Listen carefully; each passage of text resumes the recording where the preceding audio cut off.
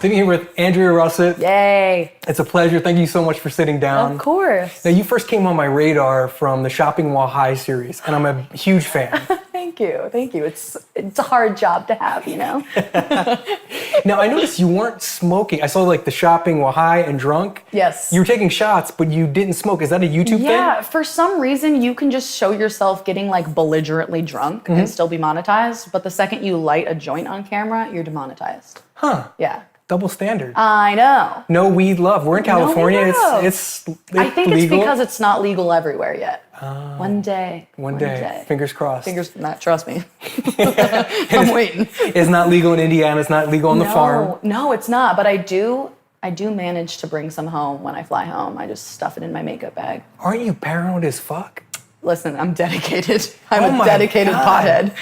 I'd be so nervous. Do you even want to say that on camera? Like, I know, right? I'm like, if you're looking. I'm like, cut that. No, it's usually just like a pen, though, that I bring like home. a vape pen or something? Yeah. Haven't been caught yet. Knock on wood. You're crazy. We'll see it on TMZ next week. Just my mugshot. Dude. Oh my God. Worth it. Right? What do you think of the weed culture out here? I'm not trying to turn this into a whole weed interview. Listen, I'll talk about weed all day. The weed culture, in what way? Well, because I come from a different generation. So for me to be able to walk into a store and have every possible product. Yeah. Like, do you want to be energetic today? Or do you want to melt to the couch? Yeah. What kind of high are you looking for? Do you want to just be paralyzed on the couch? Yes. I think it's really great. Like for me too, I started smoking like for fun, obviously, but it's actually really helped with my anxiety. Yeah. And also I have at night I get paranoia. So it helps me fall asleep too. So it's actually really helpful. And I don't smoke as much as everybody thinks I do. Well, I saw the one video, it was your first time smoking. Was that legit? Yeah, I knew that was bullshit. There's no way you were, because you were so calm. I'm like, the first time smoking powerful weed like that. You'd be like, what the fuck is happening? Yeah, I'm like, she seems so easy going. I think the first time I smoked, I was 14, 13. Okay. Which isn't that bad. No, that's normal. Right? Is it normal? So. I did. I don't know. But I think that's normal. Sure. What was it like? So you're from Indiana. I am. And your claim to fame was what? My Justin Bieber one-time video. Your Justin Bieber video. That's how it all began. That's how it all started. Yeah. Now explain in case people watching don't know what it was. Justin Bieber, basically, before he even had any singles out, I found him when he was making videos on YouTube. And he had a contest for his first song one time. He was like, if you make a video to my song, the best one, we'll fly you out and you'll hang out for a day with Justin Bieber. And I spent 3 weeks of my summer making this goddamn video. Like, I didn't leave my house. And I didn't win. So I'm not bitter about it at all. But the video did go viral. And that's how I was like, this is fun. I might as well keep up with it and keep doing it. So why did it go viral? I think it was because, the way I did it, I wrote all the lyrics on my hands. And it was stop motion photos. Okay. And there was nothing like that on YouTube. I mean, it was like 2009. Like, YouTube was not YouTube, you know? Yeah. And so I think people were just intrigued that it was something new. Was that your first time shooting and editing a video? Oh, yeah. My parents were so happy that I was just occupied and home because I was a little delinquent and I was running around all the time. So like, just take the laptop, do what you need to do. You're at home. We don't know care. Where you are. Yeah, exactly. Yes. So did you that had to be a rush to have your first video go viral right out of the gate. I remember waking up and it had 600 views and I was like, oh my God. This is going to hit 1,000. Yeah. And then I woke up and it had 50,000 and I was like, I'm going to meet Justin Bieber. I remember crying, being like, I'm going to win. I'm going to win. What kind of rush is that? Because I just had Cody Co here when we were talking about YouTuber burnout and how we're programmed to be, get that endorphin rush. Like post on Instagram. More. I need those likes. Okay, good. Where's my next post coming from? Yep. The first time, is it like getting high for the first time? Oh my God. Getting 50,000 views? I literally felt like I was on top of the world. I was like, nobody can tell me shit. I'm about to meet Justin fucking Bieber. I've made it. I'm moving to LA. Right? I'm like, fuck all of you. Which did not happen. What'd the kids at school think? Oh, they were awful. Awful. I thought that would be cool. I did too. No? That was not the reaction. What'd they do? No, they were really mean about it. I got bullied really bad. I was the YouTube girl. I ended up dropping out because I was like, fuck you guys. Yeah. Look at me now, smoking weed for a living. I made it. Why would they? I thought, like, I don't know. What do I know? But I went to school and, like, a friend of mine. It's like popping off. That'd be cool. Maybe Right? it'd inspire me to do YouTube, showing it's, like, doable in Indiana. But it wasn't like that. A lot of it came, like, at the time, I took it really personally, and I was like, I don't know why everybody hates me. But now, obviously, hindsight, it's jealousy. Yeah. You know, we're all in Indiana with nothing better to do, and I'm popping off, you know? I think it was a lot of jealousy, but fuck you guys, look at me now. Did you immediately keep it going? Like, after that, you didn't win. Did you keep doing YouTube videos after that? Oh yeah, I just kept going and going. Because I also, like, in school, I never had a ton of friends. I was kind of like the weird kid. Shocking, I know. So that was like a huge creative outlet for me. And my parents are both super creative people. They're both painters. So they were always super encouraging, like, do you want me to be in a video? What do you need? Blah, blah, blah. So. Did you put them in videos? Oh, yeah. My mom is a star. Yeah, is she? She's got like 30K on Instagram. No way. Yeah. Wow. I know. I wish I had 30K on Instagram. They're all photos of her dogs, but she's killing it. Wow. Yeah. Did she get brand deals for the dogs? She should. I was just telling her this. I was like, Mom, get that coin. Yeah. Flat tummy tea or something. Right. I'm like, no. I'm one of the only females on Instagram that has never promoted a tea. You've got great hair. Do you do the sugar bear hair? Hell no, it's all fake anyway. Oh, is it really? Yeah. They wouldn't support that hair? They tried to, though. I was like, I have extensions. I don't feel right, like, promoting this. And they were like, that's fine. You can still do it. And I was like, no, I can't. You know what's funny? I run brand deals for a lot of, like, influencers and put brands together. And I just did one. I'm not going to name the product, but not one influencer asked if it's any good. They didn't even ask for samples. They're just like, my rate is this. That's it. It's crazy. Most people don't give a fuck. I always give a fuck. Yeah. Like, if I'm going to promote something, I'm like, I better make sure it's, at least I would use it in my real life. There was, like, a few times where I promoted stuff I didn't use, and everyone saw right through it. Oh, wow. They were like, shut up, Andrea, you don't use this shit.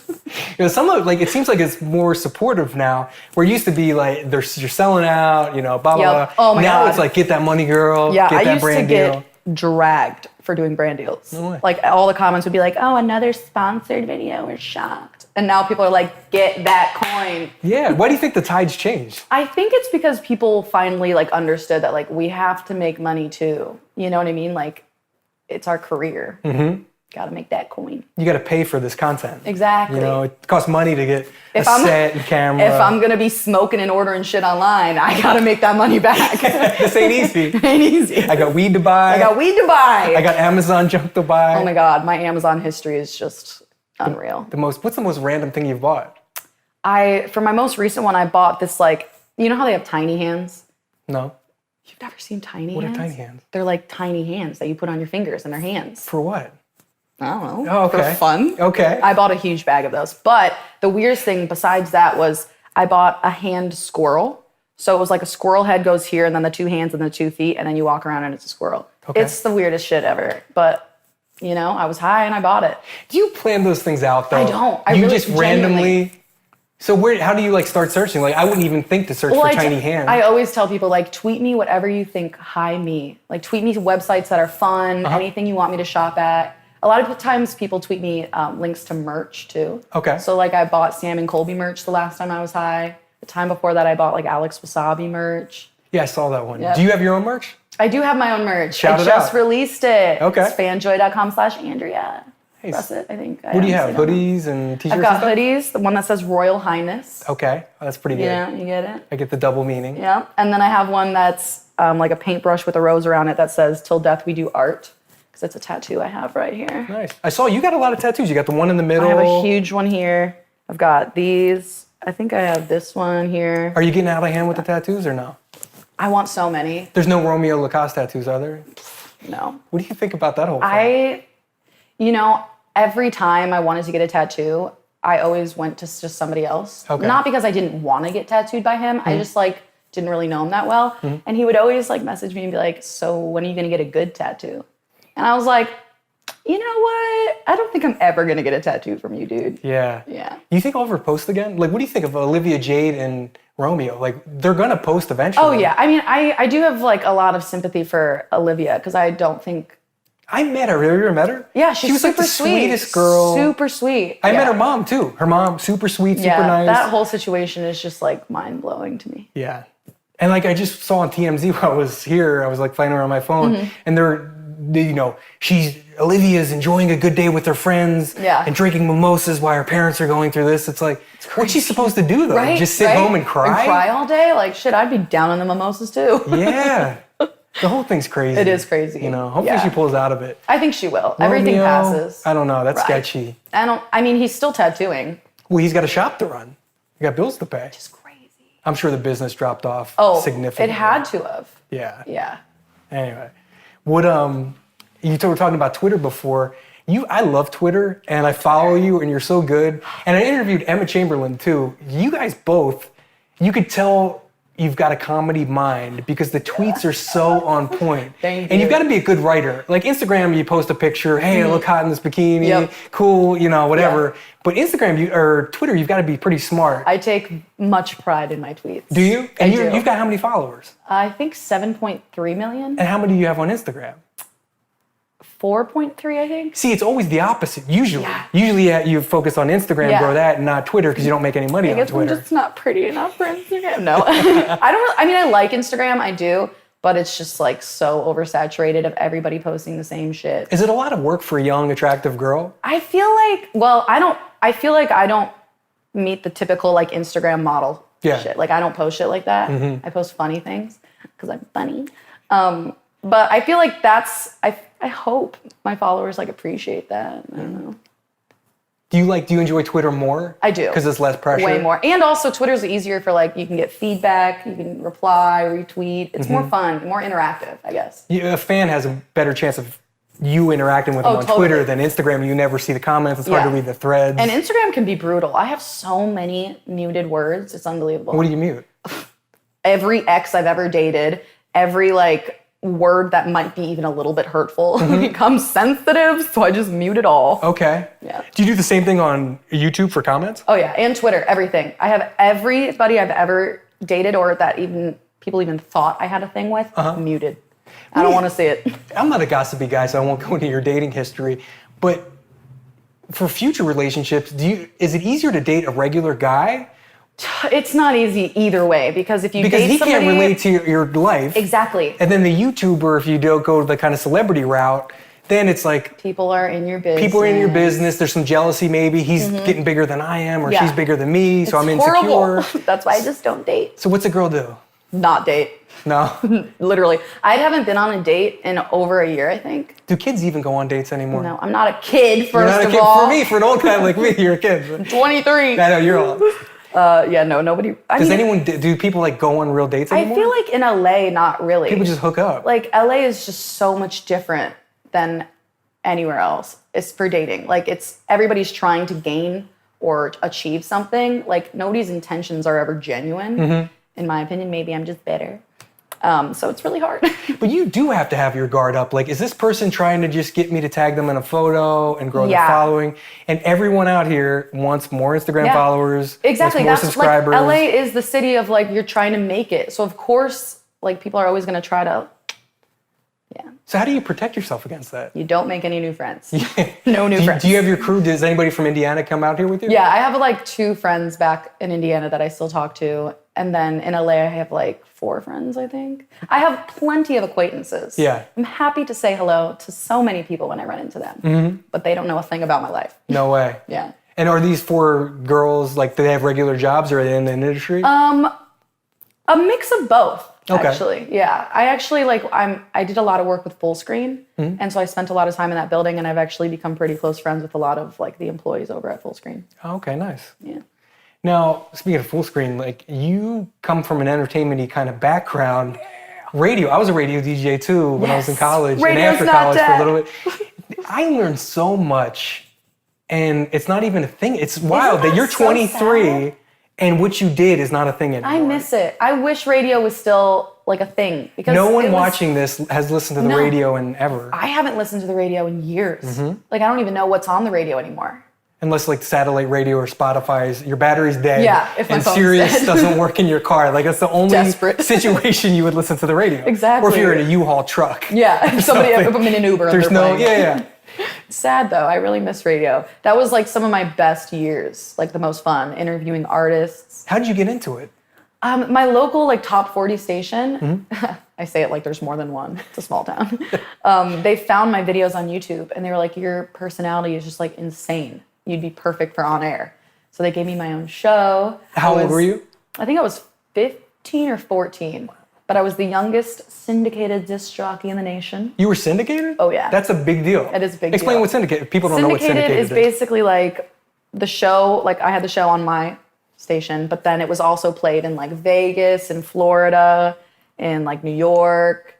And then I also did a thing on Z100 where I had my own like segment. It was really cool. At 15? Yeah. Were you still going to high school at the time? Yes, and it did not go over well. Well, so you're a big YouTube star. Now you're like a big radio personality.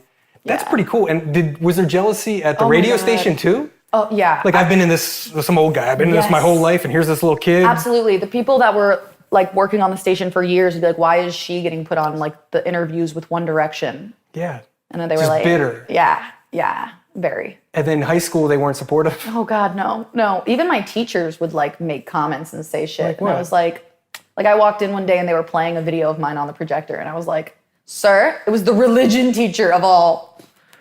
So you want to give him a shout out? Fuck you. No, I don't even remember his name, to be honest. Why would he do that? My middle school principal told me I'm going to be nothing but a high school dropout.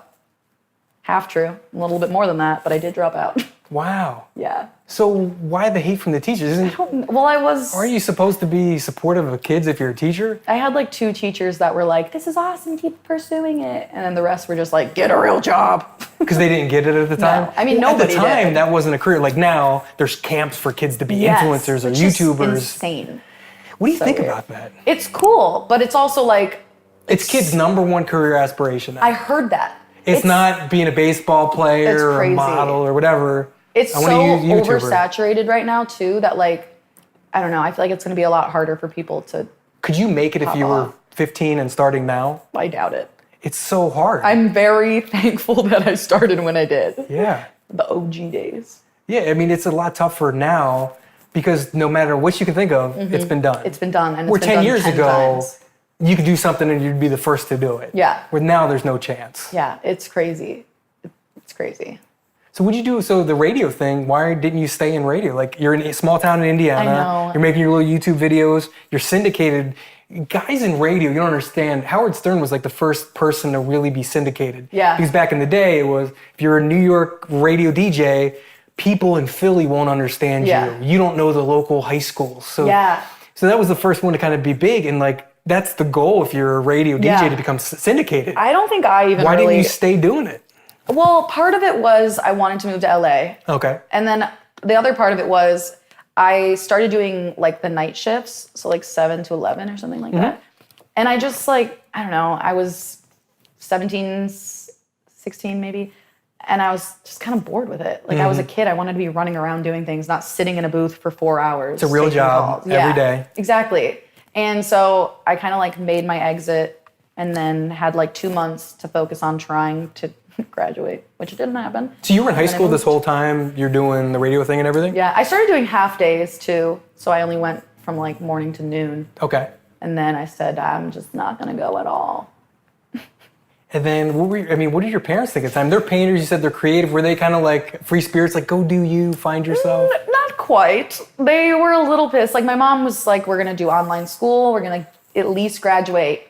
And I did a little bit of online school. I think I did a month. And then I was like, listen, this ain't gonna happen. So what did they say? Like you didn't even get your GED or anything? No, I don't even have my GED. I mean, my mom and dad are very supportive no matter what. But they definitely would prefer. But at the end of the day, they're still parents. Yeah. Like I'm a parent. And at the time, now if my daughter said, hey, I want to become a YouTuber, like, okay, make sure you have enough followers first and, have a backup plan and all this, graduate first, right? But you can see that other people have made it. This could be a career, you know, if you play it right. Yeah, but they back had no then, idea. The hell is YouTube? I Stay know. with radio. At least radio we know, and that could be something. Yeah, and I mean, I was flying back and forth to LA like every weekend while I was living in Indiana too, to do stuff with Awesomeness TV. Okay, It was like when they first started, they were doing shows, and I was being paid for that. So I think my parents saw that like, okay, there's opportunities out there to make money. So it's not like I'm just moving and saying like, I hope for the best. Like I had some stuff going on before I made the jump. Were you making decent money when you were doing radio? I think I was. I don't even remember.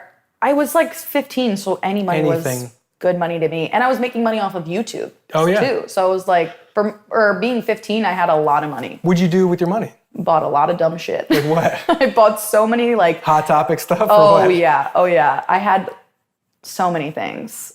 My room was just full of shit, And then I moved and I was like, okay, well, you guys can deal with all that. My parents were like, I think they had a yard sale the second I left. How old were you when you moved out to LA? A week after I turned 18. Okay.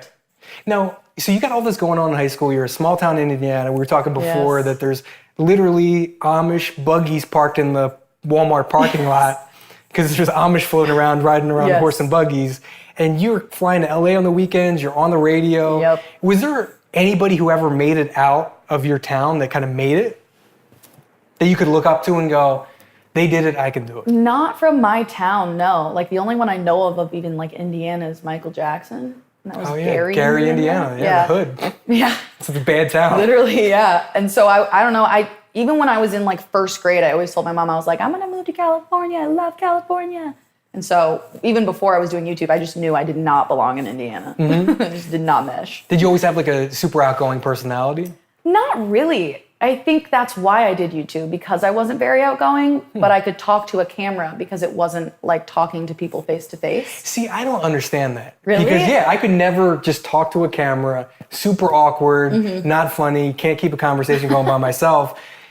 But YouTubers feel comfortable doing that, and why is that? It's almost like practice for the real world. For me, at least. I can't speak for everybody else, but like when I would make videos, it almost like gave me the practice to hold conversations. Okay. You're doing a good job. We're having a conversation. I'm killing it, huh? I'm like sweating bullets. But that kind of makes you a little different because normal people can't do that. If normal people could do that, everyone would be a YouTuber with millions of subscribers. So it's definitely a unique skill set to have. Oh, totally. Yeah. I mean, I don't think YouTubers ever got enough credit or ever do get enough credit for like the work that it takes. Because, I mean, everybody's like, oh, anybody could do that, go online. Well, then do it. I know. Do it, then. Well, I sit down with YouTubers. I write about them for Forbes, and I sit down with them. And this is like in my spare time. Like I sit down with you guys. I love it. My friends and family don't understand it. They're like, why are you sitting down with a 23-year-old YouTuber? Yep. And I have much love for you and everyone that does this because I get it. Yeah. I get how hard it is to maintain an audience. Yeah. Like it's one thing, not everybody, but it's not as hard to have one video, your Justin Bieber video pop off. Yeah. Cool. But there's a lot of people that had one video and that's it. To grow and maintain an audience is hard. It's super hard too because there's always like if there's one thing you upload that somebody doesn't like, then you go find somebody else and they'll never come back. Like it's so you got to keep people entertained and it's exhausting. That's what we just sat down with Cody Ko before this, and he was saying the same thing, that you almost can't take a break because in the back of your mind there's always, if I take 3 weeks off, they're gonna somebody else. Subscribe to somebody else and watch their videos because they're posting every week. Is that always in the back of your mind? I used to be really hard on myself with that, and I'd try to upload like all these videos, and then the videos weren't that good because they were rushed and I felt pressured. And then I was like, you know what? I'm just gonna do it my own way, and if it fails, it fails. Whatever, you know. So I took like 2 months off and I just didn't upload. And How long ago? Like a year ago, maybe. I mean, even recently, I took like a month off. I don't really have a schedule. You don't post like every Wednesday or whatever? No. And thankfully, my fan base knows that. So I don't really have high expectations. Tana Mojo, I interviewed her and she was the same thing. Like her whole thing was, I can't be one of these robots that every Wednesday at noon I post. She's like, I gotta wait for the inspiration to hit me. Exactly. And it may be 5 videos in a week and then nothing for a month. Exactly, yeah. Because there was a time where all my videos were like so forced and you could tell. You'd watch it and be like, girl, is somebody behind the camera with a gun to your head? Like, what is going on? And so I just stopped.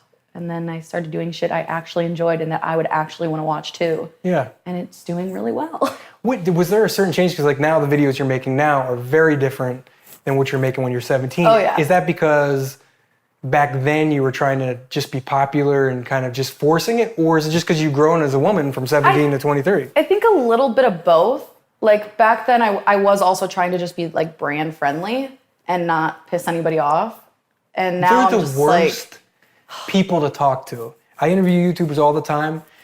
the brand-friendly YouTubers, they're fucking... Oh my, it's talking to a wall. It's like pulling teeth to get a real answer. They won't use foul language. They won't talk about their sexuality. Yeah. They won't talk about anything. And Tana was saying too, she goes, you'd be surprised who's doing coke at a party. Oh my God, you would not even believe it.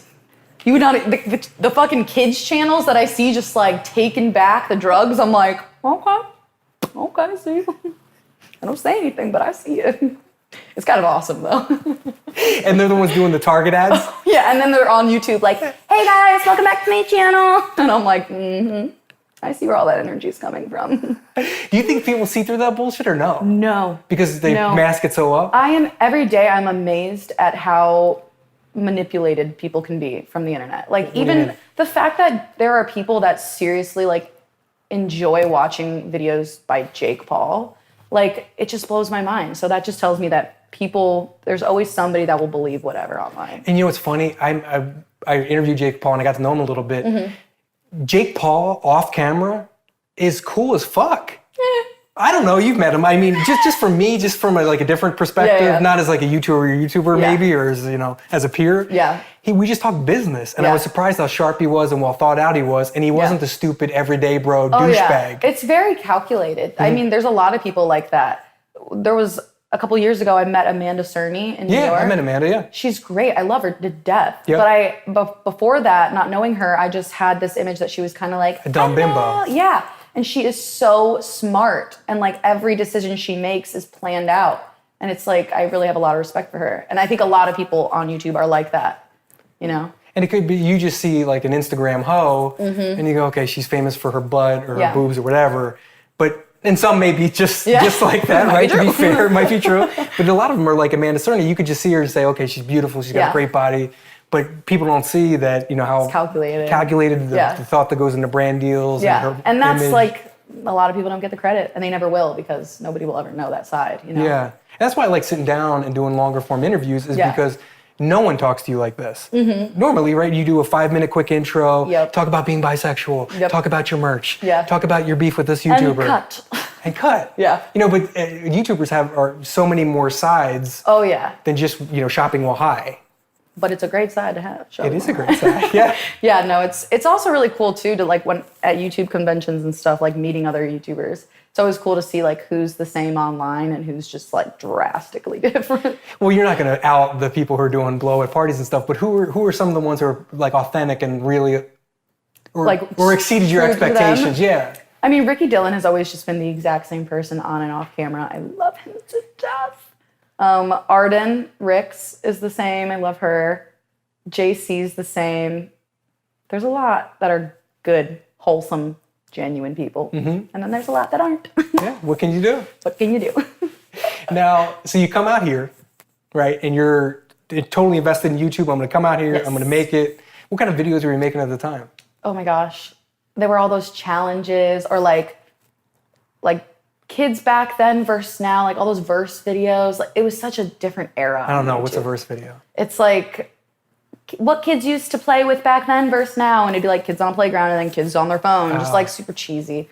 But they were all very brand friendly. And did you get a lot of brand deals? I sure did. Nice. You know how many I get now? How many? 0. So how do you because no one talks about money, obviously, and I'm not asking your finances, but how do you make money, right? Do you just make it off AdSense, off that? Oh God, no. I don't. So where do you make your money? I have always tried to never rely on YouTube for my income because it's so unreliable and unpredictable. It's just, it would be stupid for me to rely on that. So I invest a lot. I have an investor. I have a lot of stuff going on in that world. What do you talk? I've never heard you talk about investing. What do you got going on? Recently, I invested in this company called Pig Out. It's these vegan bacon chips. Are you vegan? Yes. Oh, nice. I'm vegetarian. Nice. Okay, I can't go all the way with vegan. It's you tough. can. You it's just too don't tough. want to. I just don't want to. You're right. That's what I tell everyone. They're like, I just can't. I'm like, you can. I like you eggs. don't want to. I'm not gonna lie. Yeah, I like milk eggs. and cereal. It was super easy for me. I don't like cheese. I think eggs are creepy. Okay. Weird, so it was super easy for me. So but yeah. I'm sorry, what was the app? Pig Out? It's Pig Out. They're these bacon vegan chips. They're really bomb, but they're like already in Whole Foods and Ralph's and Kroger. Now, how do you get involved in a vegan chip startup? They actually reached out to to me on that one, because they knew I was vegan and they were looking for like kind of like higher profile, I guess, people to invest. who were passionate about being vegan. Yeah. And you drive sales because you have a following. And so you're an investor in that? You own a piece of that brand? Yep. What else you got going on? I'm shocked. Couple things. Anything you can talk about? No. No? I can't. Okay. No, but I do a lot of investing, and then I obviously do the merch stuff, and like, there's always stuff going on. I'm surprised how much you guys make off of merch. I am too. It is unbelievable. That's do you do cameos too? Do you do cameos? No, that is one thing, and they've reached out a million times, but I just feel wrong charging people for a video of me being like, hey, what's up, girl? Like, I don't want to, I don't know. I just think that's weird. But what if the fans want that and want to pay for it? I don't know. I don't know. I also feel like if there's a ton of videos like that out there, it's not that special. Yeah, I guess You know? Yeah. Like, why go to a meet and greet or a tour stop if you can just pay for a video? Because they still want to meet you and see what your hair looks like in person. True. And smell you. It's ever changing. Right? Yeah, I don't know. I'll just never do cameo. So when did your videos kind of evolve into being more you? Edgy. Not even edgy, but more authentic. Yeah, more like you.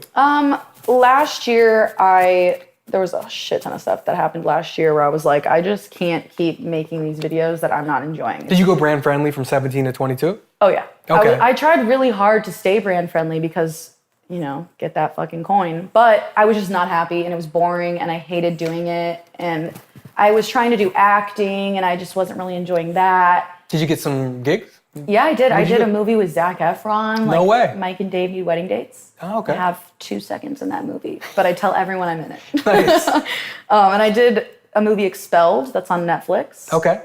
Did a few things, but I just wasn't really enjoying it. And so I was like, I just want to do something fun, something that I would watch if I were logging onto YouTube. And so I finally just said, fuck it. I'm just going to have to accept the fact that brands aren't going to love this, and I'm just going to go for it. And what was the first video like that? It was drunk versus high. And I saw that. Everyone was like, oh my God, she's smoking? And I was like, yes! Is that like if you saw now like Alicia Marie or Lar DIY do a video like that? Like, was that your clean cut image before? Like if I saw... I was definitely never that clean cut. Okay. I've always been a little on the edgier side. Okay. I did a lot of drunk videos before, but I tried to like space them out. Okay. But I mean, people weren't like shocked. Yeah. But they were like, oh my God, well, this is new. Wow. And what did your following and did brand deals dry up immediately? Yeah, pretty much. But because once you opened that door, you never wanted to go back? Yeah. And I didn't really mind the brand deals leaving either because, like I said before, every time I uploaded a sponsored video, people were like, you sell out. So I was like, I'd rather just not do it, you know? Got old. Yeah. And then what'd you do after that? Did you continue with the high series? Is that your... I do a lot of high videos now. I like those. I don't really drink that much anymore. Well, I mean... In your personal life? Definitely still drink. But like I don't as much as I used to. So I don't really do drunk videos anymore. Okay. Weed is my choice. Nice. Yeah. I like it. And then obviously I want to talk about bisexuality and coming out on there.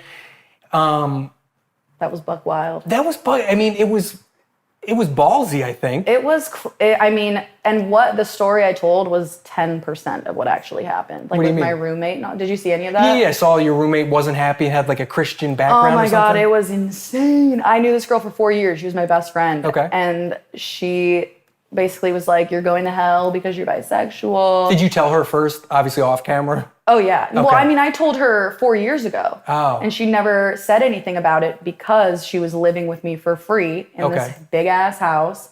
I was paying for everything.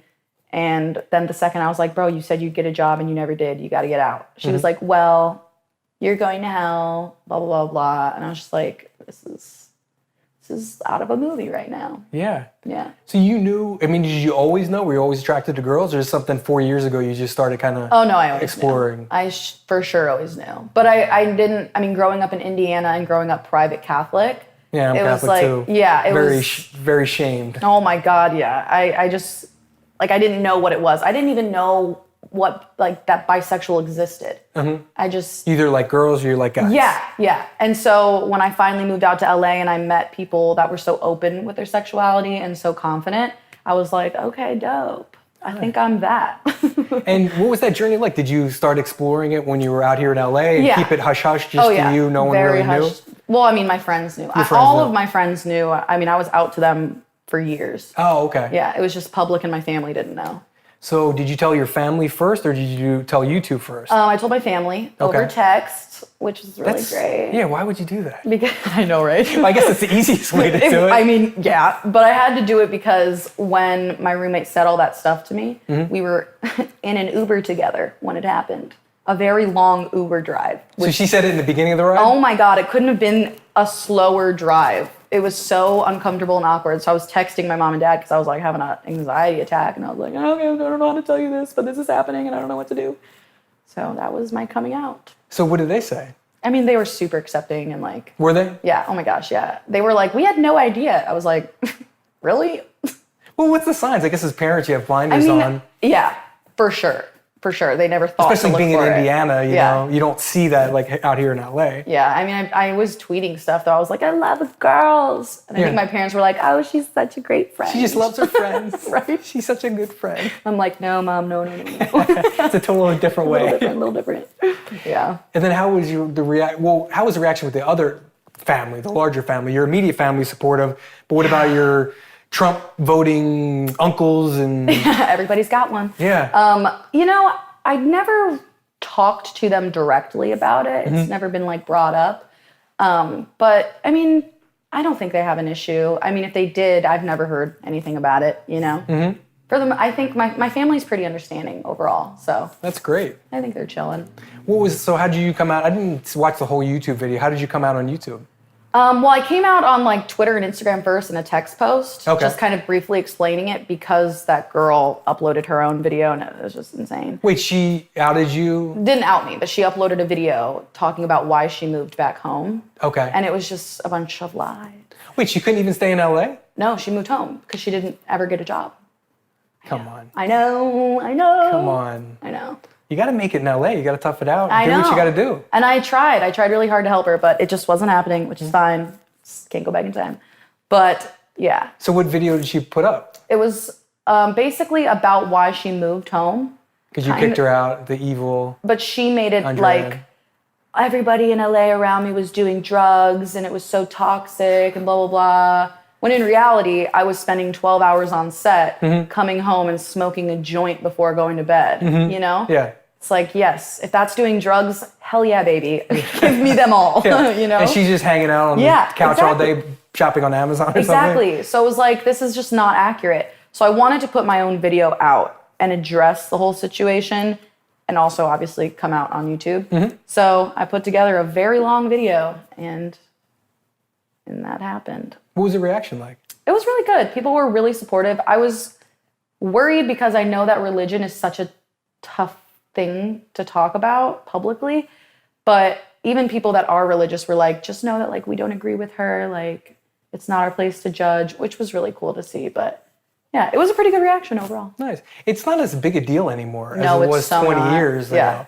And you're not identified as that. Exactly. You're just Andrea sitting here and having a conversation. You're not Andrea bisexual or anything. You're just a normal young woman kind of doing your deal. I'm very glad that it's become so normalized. Yeah. Is there any people you looked up to kind of in that world? I mean, yeah, on YouTube, especially just like anybody that's come out, it's just like... It's so inspiring to watch some of those videos. Totally. Yeah, it is. Ingrid. There's a lot of people. Yeah. I interviewed, what's her name? Nikita Dragon. Love Nikita. Nikita is just unbelievable. She's awesome. But to hear her story and how she took us along for the journey with kind of where she was and how she started out and kind of where she ended up. Yeah. It's just an inspiring story to hear that. It is. And it helps so many people that are in like their small towns in the middle of nowhere. In the middle of Indiana. That are feeling these things and don't know what it means. You know what I mean? It's cool. Yeah. So what else do you have going on? What else are you working on? Whew, a lot of things. Like what? My merch, I guess it's considered merch, I don't know. But I'm working on like really cool designs because I know like people could slap their name on anything and it'll probably sell for a little bit. Yeah. But I want to actually like do dope designs and stuff. So I'm working on some really cool lighters and ashtrays. Nice. I just saw a funny meme and it said, "This is the most stolen item of all time," and it was a Bic lighter. Yep. Yep. So you're gonna come up with your own lighters? Yeah. I think they're gonna be really cute and little ashtrays. Oh, okay, cool. Yeah. Doobie ashtrays. Yep. Nice. What else? Are you actually involved hands-on with the design and everything? Yeah, my mom and dad are both graphic designers as well. Cool. So it's really cool to be able to like work with them. And I also can be like, I hate that, fix it. And it's not like awkward. Sure, you can tell your parents they're not going to kill you. Yeah. And what else? Are you getting involved in fashion at all and really? I mean, I'm not like a huge fashion person. I was saying earlier, I don't own anything designer at all. But the designs for my merch stuff is about as far as fashion goes for me. I mean, look at what I'm wearing. You know, I was interested in two things. One, would you do, because I interviewed Travis Mills and he's got a show on Beats One. Would you be interested in kind of going in that direction at all? I would, because I had a show called Apologies in Advance where it was kind of like that. What was it? Like, Apology in Advance? Yeah, Apologies in Advance. Now, what's that? It was like a talk show where people would come on. I had a co-host, which was a bartender. We had a bar on set. It'd basically be like we'd bring people on, get them drunk, do fun stuff, talk about whatever's going on in their life. We did like champagne slip and slides. It was awesome. It was a really cool show. Yeah. And then it died. So you're not interested in kind of going down that road anymore? I would do it if it were fun like that, but I don't know. The interviews, I'd rather be interviewed. Than interview somebody. Because it's hard, like, Yeah. It can be really hard, especially when the person you're interviewing doesn't want to be interviewed. It's so funny. Cody, again, we'll watch the Cody video too, but it was so funny because I was asking about how he partnered with Noel, and he said it was easy. It was just like having a conversation, and it wasn't like I was interviewing him or he was interviewing me. It was like just two normal people having a conversation. That's so nice. Which is like now, but it's not always like that. No, oh my God. I've done some interviews that I couldn't even upload because I was like, there's nothing here. There's nothing you're even saying to me. It's hard. And a lot of interviews, like I like interrupting people and stuff too, because that's like how normal people talk. Yeah. The worst is like, so tell me, what are you listening to right now? What kind of music? And then you answer and then they switch subjects. It's like people they're listening. They're not listening. They're just waiting to ask the next question. Or trying to figure out what the next question is. You're right. Yeah, which is so annoying. It is very annoying. What is your... And actually, I'm kind of doing this right now, too. You're like, anyway. Anyway, next question. No, the one thing I want to know, too, is what I'm interested in is your creative process. Like, how do you kind of map the whole thing out? Yeah. Like for YouTube? For YouTube. You know, I wish I could say there was some Because I read that you used to have a journal of Vine ideas. Yeah. See, I do my homework. I used to be organized, you know, but I really don't have a process. Most of the time, I just turn on the camera and hope for the best. Like, I don't plan out a lot. If it doesn't work, Come on, you have to have an idea. I really don't. Like, I'll know what I want to do. Like, yesterday I filmed reacting to my episode of Catfish. Okay. So, like, I knew I was going to do that, but I didn't know if it was going to work, what I was going to say, and if it sucks, I'll just delete it and find something else to do. Wait, you got catfished? No. Oh. Somebody used my photos. No way. So I had my own episode of Catfish. Wait, you were on the TV show, your photo? Oh, yeah. No shit. It was awesome. Who was the person who used you? Oh my God, it was insane. They made accounts for me, my mom, my dad, my brother, my sister, my ex, my friend, her boyfriend, like 20 accounts. On what, Instagram? Facebook. Okay. To make it look real. And I met the guy that thought he was dating me for a year. And then I met the girl that was pretending to be me. What did the girl look like? Without shaming. She was someone who was looking for an escape from her own life. Yeah. It was actually a really sad story, but yeah, I have no hard feelings towards her. Like, it happens, you know? I feel bad for the guy who got catfished. I know, that's who I felt really bad for. I always feel bad for the person. Yeah, because when he met me, he gave me like a really long hug, and I didn't really know who he was yet. And then they were like, oh yeah, like he thought he was dating you. And I was like, oh wait, how did they even set up to meet? Like, what did they tell you? Why were you meeting this guy? They literally brought him over one day because we were filming, obviously. And then I met him, I opened the door, gave him a hug. And then they were like, so this is Alex. He thought he was dating you. And I was like, for a year? Whenever I watch those, it's sometimes I'm like, come on. I know. You never met them, you never FaceTimed. People want to believe so badly. Yeah, you know? I guess so, yeah. It's like how people get scammed. You go, how could they listen to that guy? How could they give him life savings? But you just kind of want to believe. Totally. And want to think that this guy will make me rich. Yeah, I got scammed. And then I was like, now I'm never trusting anyone. For real. What does the future look like? It seems like everybody now is getting into podcasts. Yeah. Everybody and their mother has a podcast. I don't want a podcast. I had a podcast. Did you? I don't want one. Yeah. It was Apologies in Advance, but it was like you could do the podcast listening or you could watch it. Okay. So it was like that kind of thing. It was fun, but I don't know. It's a lot of work. I feel like a lot of people do things because they can, not because they want to. And I don't have the energy to do that anymore. Like I did that for a long time. I just did things because they were placed in front of me and I just wasn't enjoying it. And so I was like, I'm just going to not do that anymore. And I think that makes you more interesting. Like, I wouldn't be interested in you if you're doing the brand-friendly deals. Right. But now you're smoking weed, you're bisexual. Hell yeah. You know what I mean? You got some style, you got pink hair. Yeah, you got a whole thing going on. And that's what makes you interesting to me. And I'm sure it makes it interesting to your viewers. Glad somebody's interested, man. What do you mean? Millions of people are interested in your every move. I feel like I always, I forget that people actually give a shit. Because you can just look at a number and it's just a number. It doesn't set in. And then when I finally leave my house every once in a while and I get recognized or stopped, I'm like, wow. People were watching. People actually do care. Yeah. It's kind of cool. Do you read your comments? Are you pretty engaged? I read them on Instagram and I'll look at my tweets, but I try not to look at YouTube comments because most of the time they're not friendly. Like there's always going to be somebody complaining. Sure. And I just don't have the patience. I mean, I've been doing YouTube for 10 years. Okay. You know what I mean? I'm just over it. Yeah. I'm not over YouTube. I'm just over caring about what other people are going to say. If I want to make it and I enjoy doing it, I'm going to do it. That's the best attitude, but that's so hard to actually do. Oh, it took years, trust me. When I do this video, I'm going to look at the comments and you're going to go, whatever the dicky comment is, audio sucked or you're so stupid or you interrupted her too much and all this bullshit. Yep. And I do care what people think, and I think a lot of people do. Oh, it's hard not to. It's so hard to have that not give a fuck attitude. Yeah. Like, how did you, just by doing it so long? I think by doing it so long and also just by kind of figuring out that, it's just so much energy to care. When in reality, these people don't know me. They just don't, and they never will. So it shouldn't affect me because they're going to type that comment, press send, and then walk away, and it won't affect them anymore. So why should it affect me? Because you're a human being and you don't want to get hated on. I just can't anymore, man. I don't have the energy. Good for you. It took a while. I think that's good advice too for all these aspiring YouTubers and your fans out there who want to be, to have the thick skin that you have, but also to be authentic and not just to go, I'm going to start a podcast because everybody's starting a podcast now, or I got to do this haul video because everybody's doing haul videos or whatever. I have a bunch of those on my channel. Yeah, right? Not the dish your Every channel. once in a while I'll have a haul and people are like, okay, pay your bills, girl, pay your bills, pay your bills. But isn't it hard to go, okay, I know that's going to be successful if I post it and if I do another one of these? Is it tough to kind of go out of your comfort zone and go? A little bit. People might not even like this. They may hate it. Yeah, and then I fully know and expect people to always be upset when it's something new. But, got to do it.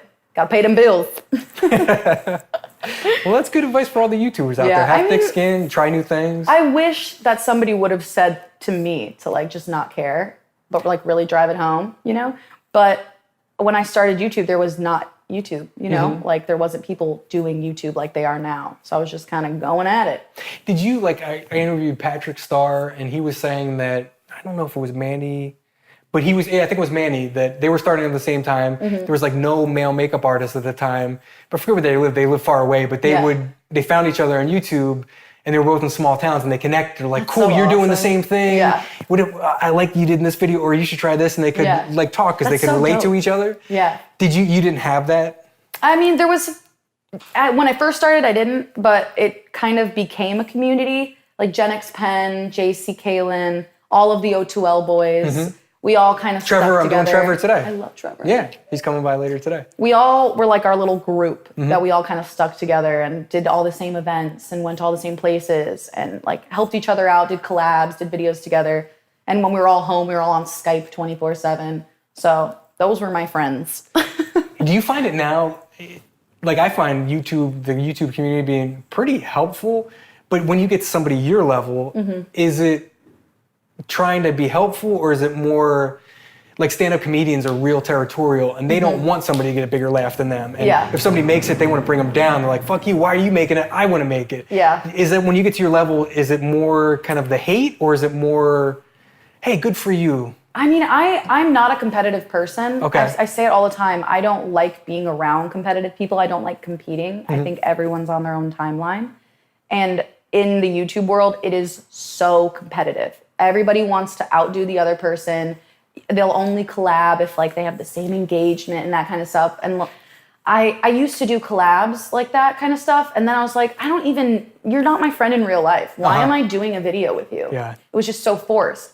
So I just kind of keep to myself in my own little corner of YouTube. And I just don't collab with anyone. Nice. Well, it's working. Thank you. What else do you want anything else to promote? What do you got? I don't think so at the moment. You got some merch? I'm working on art stuff. Hopefully doing a gallery this year. Follow you on Twitter. And Instagram, but definitely Twitter too. Definitely Twitter. YouTube. What else? Buy my merch. link in bio. Well, thank you so much for sitting down. It was a real pleasure. It was nice to have a long conversation with you. Yeah, thanks for having me. Of course. Thanks, guys. And if you enjoy my interviews, there's incredible sponsorship opportunities for my YouTube videos. They average 70,000 views per video. My demo's 18 to 24, and I'm incredible at promoting products in a natural, authentic way. So if you're interested, please email me at tom@tomward.com. Thanks, guys.